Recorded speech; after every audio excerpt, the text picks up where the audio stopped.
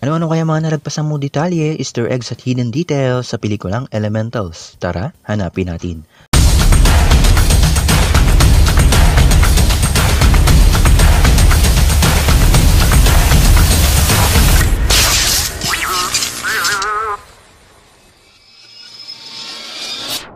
Before we begin, you can comment down below to join in my custom shoutout.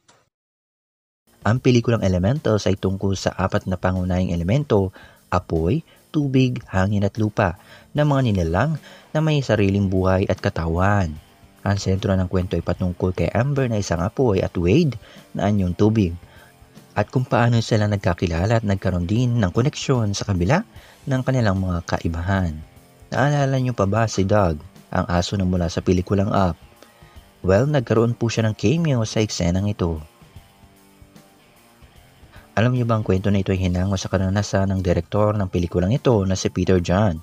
Binase nila ang kanilang dinanas noong sila ay lumipat sa US mula sa Korea.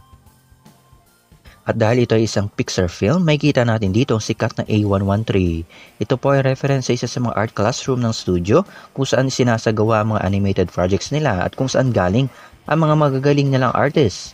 May kita natin ang A113 sa periodic table elements na ito, ang H which stands for hydrogen na may atomic number na 1, samantalang Al naman which stands for aluminum ay may atomic number na 13, A113.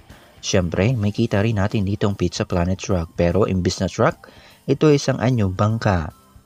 May kita rin natin dito ang lang reference sa pelikulang The Good Dinosaur at ang Easter egg sa susunod nilang pelikulang Elio. May napansin ka ba na detalye na hindi ko nakita? Just comment down below. Huwag mahiya mag-suggest o mag-request. Leave a like, subscribe my channel, smash that bell. See you on the next one.